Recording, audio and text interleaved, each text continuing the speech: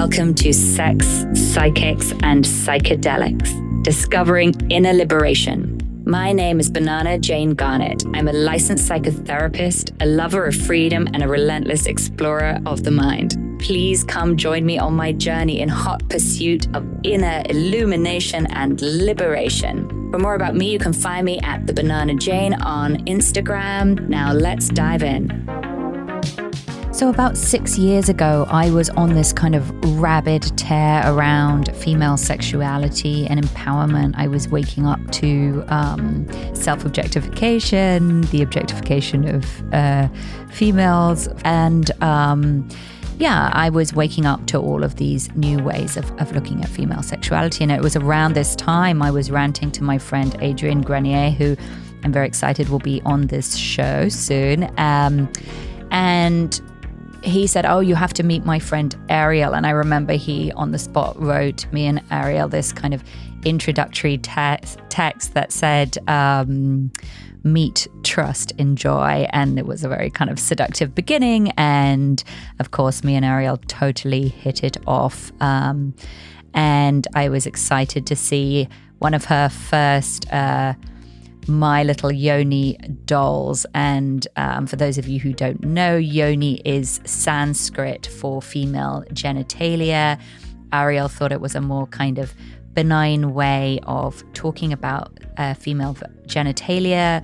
Vagina is not a full description of female genitalia, and vulva hasn't yet caught on, although that is technically the right definition. Anyway, so Ariel and I have stayed in touch, and I've been so curious to see where her Yoni journey is going. And I remember Ariel coming on one of my women's retreats, and she gave us all a Yoni doll, and I still have mine. I have mine right here. I'm just about to show her. All right, my love. Oh, look, I want to show you what I've got here.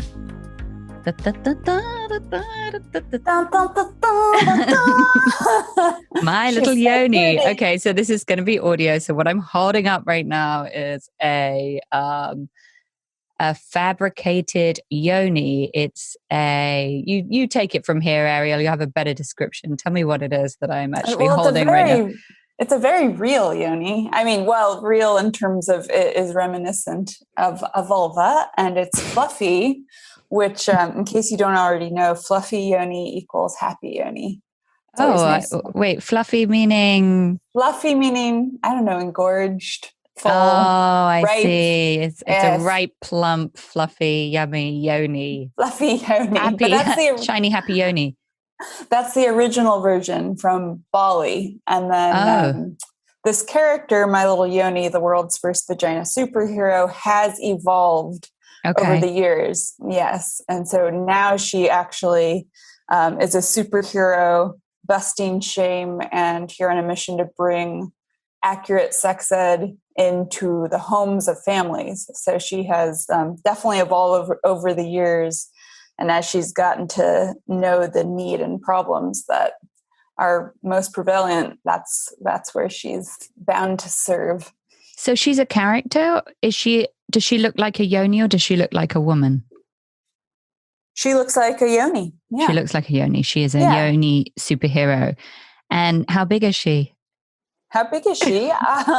Well, I think she could take on any size because as a superhero, she can morph. So there's little ones, life-size ones. And vulvas morph too, don't they? So I guess that makes sense. That is true. It's all flexible and mobile. Okay, so My Little Yoni is an education program. That's what My Little Yoni is morphed into. Yeah. So we just completed a 10-part book series. Mm-hmm. The first title is already out. It's called Yoni Magic, The Amazing Truth. And it's basically Vulva Anatomy 101. But the instructor, teacher walking you through the book is the character of My Little Yoni.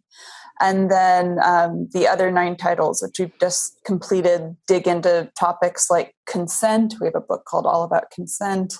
We have one that talks about masturbation called What is the M Word? We get into gender identity and breaking the binary. how babies are created and creating life.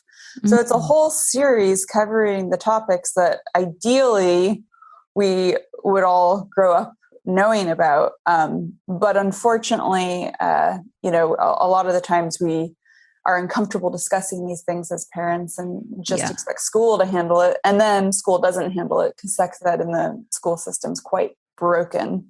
Yeah. So that's what we're trying to combat. It seems like no one really wants to tackle sex ed. I mean, even as a parent who's really into sex and talking about sex, I still find it hard with my children. There's still a gulf. And of course, they're in a different world than we were growing up. And I think there are lots of layers to it. But one thing I've noticed, it really does depend on the age of the kid, how receptive they are. So I think, they reach a certain point, they're not receptive to listening to the parents. So it seems really wise to seed it in early. And I'm wondering what the age range is that you focus as an educator. So one of the reasons we're really talking to parents first and foremost, and so, it depends on the comfort level of the parent. But for example, our basic Yoni anatomy book, that could be taught to children from age 2, from the first time you would start reading any books to them. You could introduce that subject matter. And then, our period book, Power of Periods, you could share that earlier, but it probably isn't relevant until a girl is, 7, 8, 9 in that range. But I think a general rule of thumb, well, you already touched on one thing, which is introducing it before they're too enculturated and shut off and start laughing and don't want to hear it. That's very, very important. So while they're still in that open zone of learning about everything, that is the easiest time to start the conversation. And, I think once parents get over the initial hurdles of it being uncomfortable, they start to realize that discomfort is theirs. It's not their children's.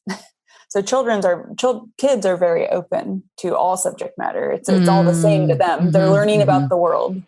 Yeah. So that is the time to introduce it. And then also to think about it as not a one-time conversation, but a series of many conversations that happen and develop over time. So I think that's an important reframe as well. Absolutely. Yeah. I think it's quite a thing, certainly in America, that there is this concept of the talk, like this one and only talk where the parent takes the kids to, out to tea or something. I don't know, maybe Starbucks. Like along with the Bantam bagel, there's a quick download. I appreciate what you're saying about sort of seeding it in so it can be a natural flow of conversation. And I mean, I feel like the one bit I've gotten better, I don't know about right, but better with my girls, which is just sort of allowing it to be part of the general conversation. I mean, they're bombarded with sex on the internet. It's kind of weird if you suddenly stop talking about it. It's on screen, but it's not in real life. And but I feel also when you really dig into it in terms of family life, families are so different in terms of sex. I mean, I grew up with divorced parents, so I never sex. I mean, my mom had boyfriends at some point and my dad had a girlfriend at some point, but the sort of sexy side of things was pretty out of the picture. And I was talking to a good friend the other day and she was like, oh yeah, we grew up with my parents having sex all the time. They would just go in and they'd lock their door, but we'd hear the sex and we'd be like, that's it, my parents having sex. And so I think it's really, really interesting. If you haven't heard your parents having sex and then you suddenly hear a little bit of it, it's weird. It can be. Yeah, definitely. And so, I think your friend had the more atypical experience than that. Yeah. So tell me about you and your background in this and your family life and culture, and how did you get to the stage where you wanted to educate about this? It's interesting because I grew up in a fairly open-minded family. I didn't have influence of religion. My parents were kind of prime hippie generation. They had me later in life. And I grew up in Boulder, Colorado, which is kind of a liberal mecca, as it were. And yet when it comes to human sexuality, I mean, it was just as in the dark as anywhere else. So it's kind of interesting that even in a community like Boulder or a family like mine that's quite liberal and expanded on a consciousness level and health food and just general wellness, that the conversation on sexuality still hadn't caught up. But then my mom, she did share a fair amount with me, not really in terms of anatomy or sex ed, but more she shared with me about some of the really not great things that exist in the world, like rape and such. And she shared that with me because she was a survivor of some pretty intense sexual assault earlier in her life. And so I think she shared, aspects of that with me because she wanted me to stay safe. And she figured, hey, if I knew this existed, that somehow that would protect me. And I do think on one level that's true. I also think, we want to have different tools, and age appropriate conversations are very important. But I would say starting from a young age, I just knew that there was a lot awry, and that all was not well when it came to not just sexuality, but being the vulnerability that can come with being in a woman's body, and that these not great things happen. And so I would say I started paying attention to that from a fairly young age. And then on a personal level, I felt quite free and independent, I would say. Even in high school, I didn't feel like I needed a boyfriend or anything. So when I did make love for the first time, it was an initiation I gave myself. It wasn't, I found a lover. I had that experience. It was, and then what do you mean you gave it to yourself? Thinking of that experience as an initiation, I gave myself that initiation. So it's meaning you controlled it. You decided about all the bits and pieces. Yeah. I decided the who, I decided the when, I decided I was the same, how. very on top of it. I'm very thankful for that, actually. It's a privilege, really, now knowing how many people don't get to choose how they lose their virginity. I feel like it's a real privilege. It's definitely a privilege, or just mixing it up with, it's only valuable if you're in a relationship or in love with that person or whatever. I just didn't have that narrative in my head. It was valuable all on its own. Yeah. It's something I wanted to experience as an initiation into that part of myself as a sexual being. And then after I can't say the mystery, I was going to say after the mystery was dispelled, but we know that it's a constant mystery. That's right. After that first experience, I actually didn't engage again with anyone for well over a year because I felt like I had satisfied that curiosity. So just fast forwarding. How old were you, by the way? When I first had sex, I was 16. Yeah. And so anyways, when it came to just my own expression, I definitely felt in charge of that for myself. And then after high school, I started training. I got my degree in human development, so multidisciplinary intersection of cognitive science and psychology and even some sociology and learning how the brain works and kind of seeing from cradle to grave what is considered normal human development and studying that. And then in tandem with that, I was taking trainings and assisting workshops at the Esalen Institute and going deep into somatic body-mind psychology, healing modalities, shamanic practice. It was interesting going down both those paths at the same time. And ultimately, I found an affinity for the personal transformation work. And started focusing on women and doing one-on-one work and leading retreats. And it was from there I realized how major this piece is around owning our sexuality for ourselves as women. Yeah, I think it is a kind of self-possession, and that's interesting to look at what can create that, because we could all do with self-possession. That's a really wonderful quality, the feeling of being able to hold on to yourself. But it's not always a given. And I don't know how much of that is education or more mysterious factors.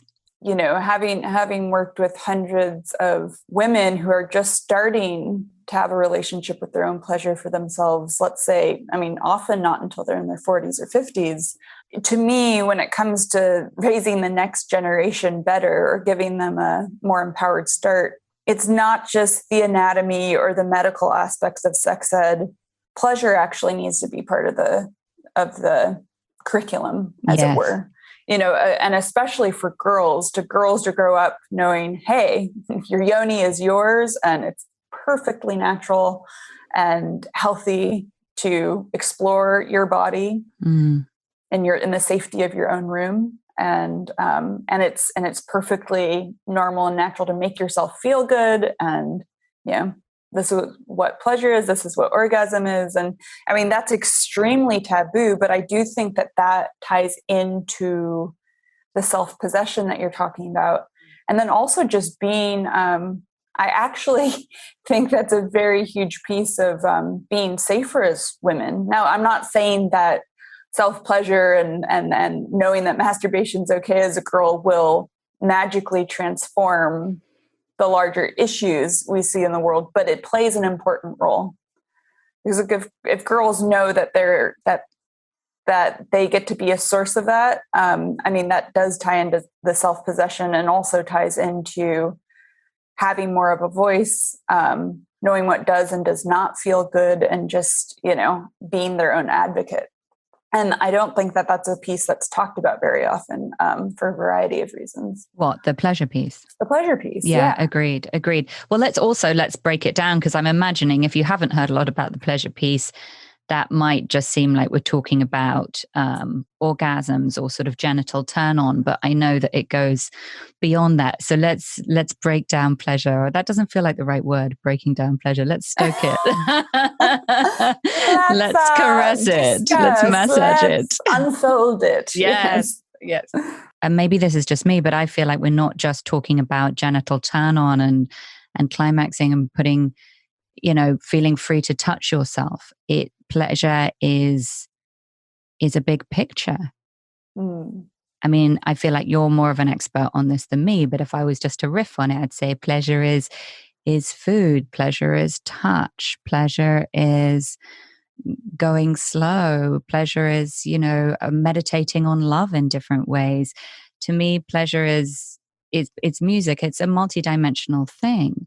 And allowing more pleasure into your life, I think, is about also allowing yourself to take up space and to live in joy and to allow and not be in some fixed idea of arrival and how life should be. So I feel like it's a revolutionary kind of mental shift, the idea of moving into pleasure. Pleasure. I would say that it can also be rest and relaxation. And you could say that it's actually the antithesis or perhaps an antidote or one of the ingredients of transcending, white colonial, capitalistic, just being a cog in the wheel.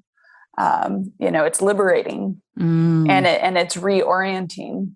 And it's also life affirming in terms of, wow, I hold worth and value simply in my being. It's returning to a more core essence of, wow, it's a gift to be alive. So I do like that term, life affirming. So, and of course there's many different kinds of pleasure, but I think the kind of default cultural narrative around pleasure is it's very sensational. Like the dopamine hit you get scrolling on Instagram, or that when you get the likes, or something really sugary or salty or fatty or like really intense 3D French effects fry in the movie theater, or all of that, or even a really intensely stimulating porn. And while there may be a place for all of that, I think that is sensational stimulation that might be more about escaping reality or escaping oneself, versus what I believe you and I are talking about and exploring as pleasure is more about embodying reality even more, becoming more present, more sensitive. So sensationalism can actually have a numbing effect. dulling, numbing. And I think what we're describing is, wow, actually removing layers from the heart, feeling even more, creating safety to melt. Yeah, there's so much I love in what you said.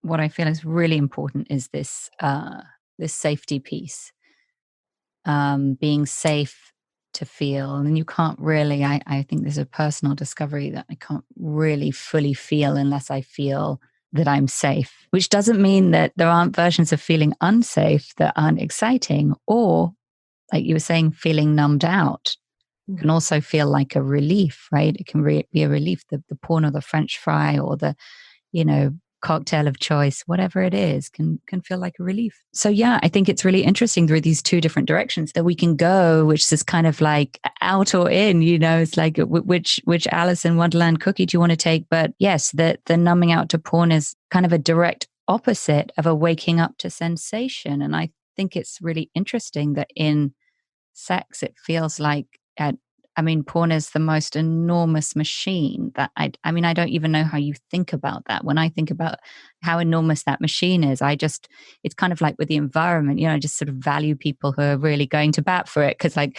going to bat for sex education in a world of porn is quite something. We're focusing on making it as simple as possible, and just starting with basic statistics that people aren't aware of. It's like, hey, only 17 states require medically accurate sex ed. It's like, wow. Is that true? I didn't know that. And only 7 states require consent to be covered in their curriculum. It's just things like that. When people start learning that, it's not hard to be like, oh, wow, we do, Houston, we have a problem. Yeah. And so then it's not a stretch to say, hey, we're making this as easy as possible. Here are some books, introduce this conversation yourself. Let this be a tool that hopefully makes these conversations easier to initiate. We're not trying to get rid of porn by any means. There's a time and place for porn. And I imagine there actually is more female gaze, artful, maybe even heart opening porn. Like I'm sure there's a whole universe of possibility there. And I'm definitely not an expert in that realm. So I don't try to be, and I don't combat it. I think it's more, if we do talk about that, it's more just saying like, hey, I think it's between 39 and 89% of kids by the time they're 10 have already been exposed to porn. So knowing that, what do you want them to be exposed to first? Material or books or conversations that you initiate while they still very much trust you and orient to you as their parents? Or do you want porn and older kids to be the first exposure? Because they will be exposed to that eventually. And what's great too is the guesswork is unnecessary in terms of there's countries that have gotten this aspect right far before us in the US. So we already have the data to show us that kids that receive comprehensive early sex education make healthier choices later in life. Rates of teen pregnancy are lower, rates of, that's the good news. It's like, it's the obvious choice once we, kind of look a little more, and that's why, parents are receiving the education alongside their kids. Yeah. And so given that more likely, I'd love to think that loads of kids are going to listen to this podcast, but I'm thinking more likely. No, all the kids. But okay, more likely it's going to be parents. And I'm imagining it's quite likely there might be a parent listening right now thinking this all sounds really nice, but the fact is, all I inherited was a bunch of shame around sex, and I like the idea of turning on to pleasure, but I'm damn busy and blah, blah, blah, blah, blah.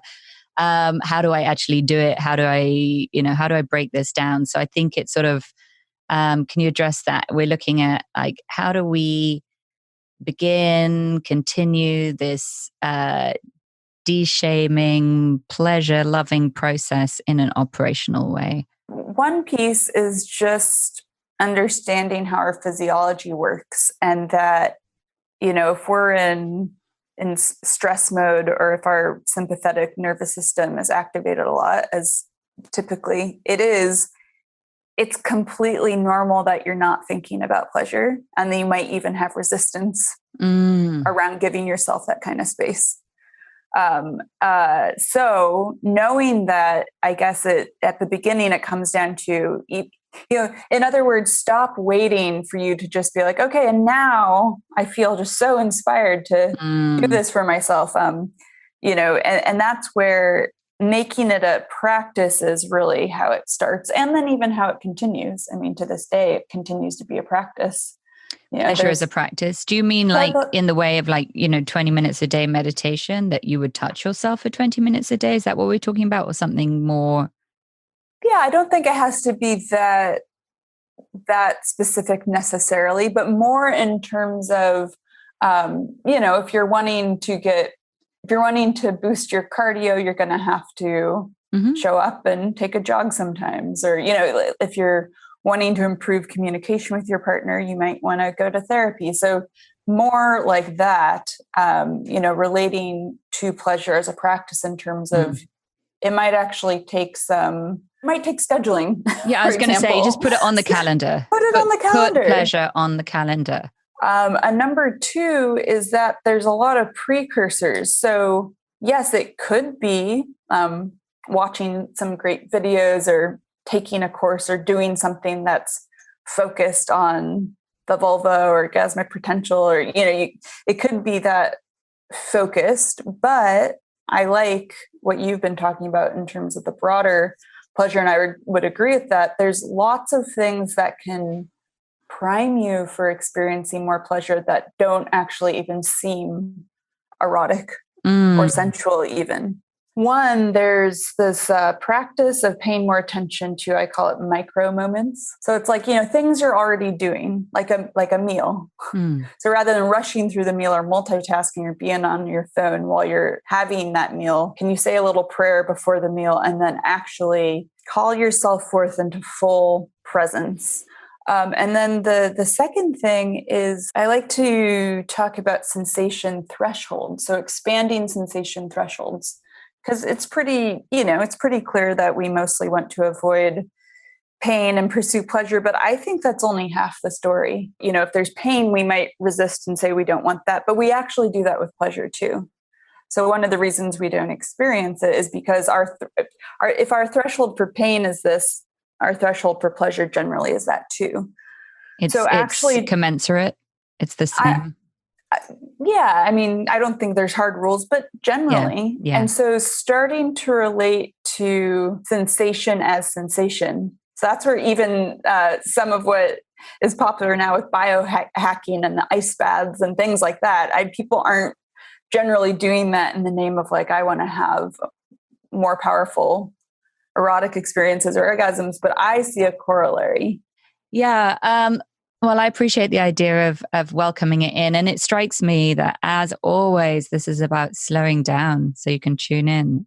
It's also myth busting. So, if there's a conflict between I want this, but I don't have time for this, for example, that I don't have time is major. I mean, we've always all been there. But so a preliminary exercise could be to just track your time for 5 days, literally write down from when you wake up to when you go to bed, just track it down. And you might discover, you spent 20 minutes listening to a friend bitch about something. Yeah. That you didn't enjoy at all. And maybe you spent another 15 minutes feeling shitty on social media, scrolling stuff or whatever in comparison, whatever it is. And this is making me uncomfortable already. I'm like, I wouldn't want to show you my Netflix numbers. It would be really bad. And it's not about judgment or shame or anything, but it's more just to have an honest reflection. And you might see it and you can be like, oh, wow, I actually don't need to magically come up with more time I don't even have. I can just say, I can reclaim some time. Yeah, this stuff is confronting, because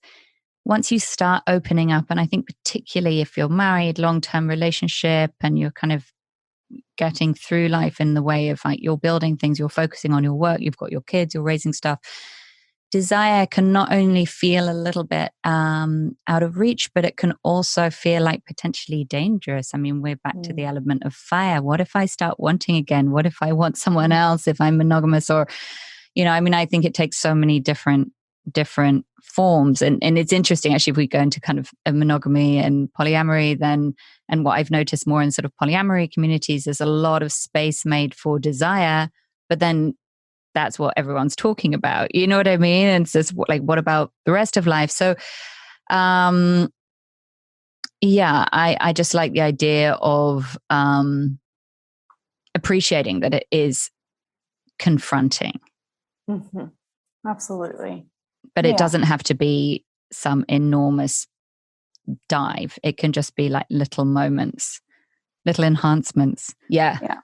Back to the impossible question of sort of balance. But yeah, I think that, you know, religion has battled with desire endlessly. We've all battled with desire. I mean, it's no joke. But I think denying it is, you know, equally a problem. What I find exciting about the sort of the pleasure and the desire trip is, I think that that's my theory, is that it doesn't all have to be about other people. It doesn't all have to be about relationship. It can also just be about creativity. It can be about your direct relationship to life. It can be about what you want to paint. It can be about a fantasy of how you see yourself. It can be a very strong, I guess, you know, creational manifestation tool as well. Absolutely. And I love that. And that is what makes it safe and even, I would say, more potent, because we're so conditioned to make it about other people or this or that. And it's like, well, no, what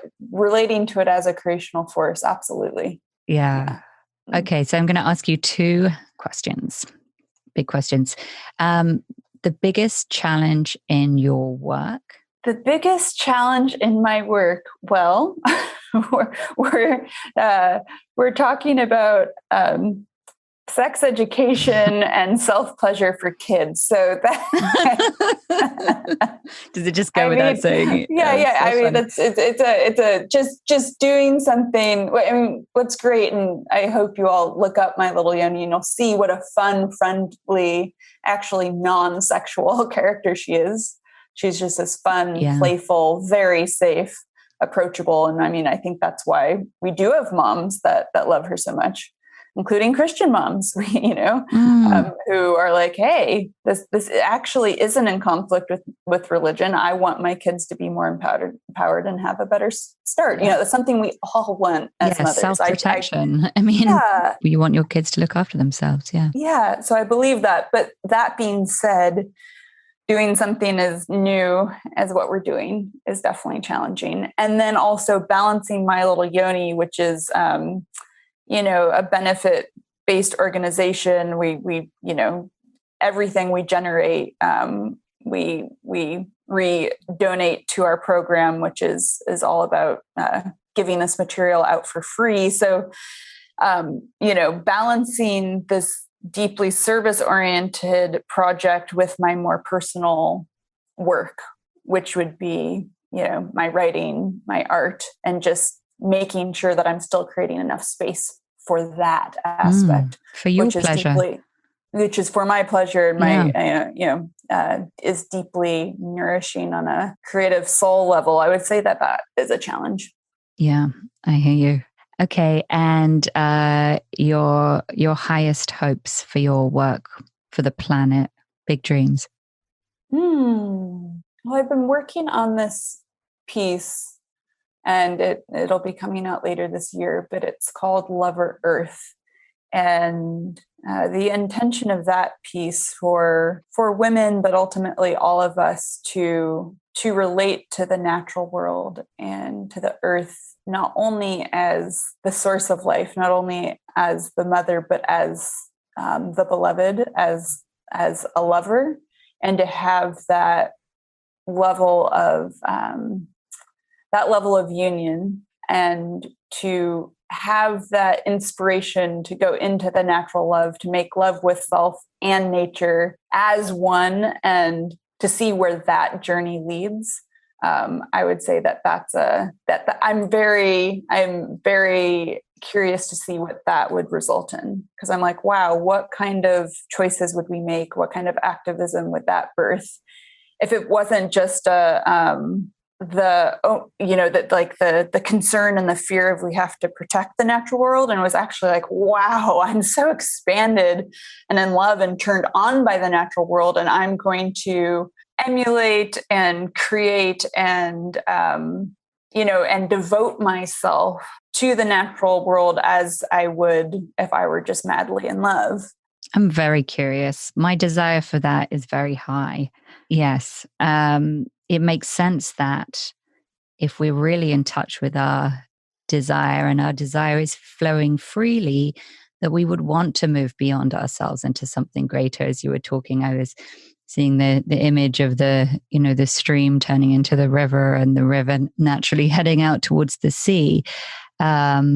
It's easier to keep inflating pleasure than to operate on a bunch of shoulds. So yes, I like what you're talking about. Pleasure as fuel for revolution, natural revolution. If it feels I know, really it's all right. About feelings. Really right. All right. Excellent. It's been so lovely talking to you, Ariel, and I'm such a fan of your work. You know that. And thank you, Jane, and thank you for inviting me to have this conversation. And I think years ago when we first met, we talked about podcasts. So I just love that you're creating this and offering this. Finally. I'm excited. It always takes a while, doesn't it? I feel like over time we see these conversations sort of weaving across time and they start to make sense. Yeah, I would say let's just continue cheering on all the welcomed women in the world. I go with that. To all the welcome women in the world. Welcome yourself regularly. Perfect. Bye, darling. Just thinking of the world that kids need to navigate now in terms of sexuality is completely overwhelming to me, honestly. I don't know what the right amount of sex education is. I do know that porn is the default sex educator, but at the same time, we have all of these revolutions in awareness, revolutions in gender, revolutions in identity that are happening concurrently. So the idea that a parent now would know how to navigate all of this stuff with a kid is kind of, I don't know, it's a bit beyond me. And maybe it's where I'm at with my daughters because they are 10 and 14, but I feel like now they're the ones teaching me. And it's funny, actually, just after this interview with Ariel, I was watching the Netflix movie called Strip Down, Rise Up, which is a movie about empowerment through pole dancing. And it's got some pretty sexy images. And my 10-year-old happened to walk in as I was watching it. It was after her bedtime, and, she walks into my room, and there on the screen is a pile of sort of grinding lingerie bodies that I kind of paused on at an inopportune moment. And I said to her, hey, I know it looks like I'm watching porn, but this is a, female empowerment documentary. And she's like, whatever, Mom, it's cool. You don't have to be ashamed about watching porn. And then walked out of the room, mic drop. And so that's kind of how it is these days. I feel like my kids are the ones educating me. That said, I'll never miss a moment or miss an opportunity to kind of do some, what I call kind of like public musing, If sex comes up in any way, shape or form, I might, say, well, isn't it funny that, women so often feel like they need to perform instead of enjoy? Or I wonder how much pressure the young men watching porn feel these days. Or God, I don't know. I just try and pepper it in, because the idea of sitting them down and telling them anything at this stage is just like, there's no way. There's absolutely no way they would squirm and wriggle out of it. So I just sort of lay it down wherever I can, and really just try and alert them to, the fact that they can make their own empowering choices and follow their bliss, and it doesn't have to be described to them by anyone else. All I can say is let's all keep asking the right questions and allowing ourselves to get it wrong. And I think that might make the process easier. And my last note, I promise, is humor. You know, sex is not supposed to be so goddamn serious all the time. And I guess because it's a huge money-making machine, sex does get pretty serious out there, but it doesn't have to be. Okay, more to come. Join me for the next one. Thank you for listening.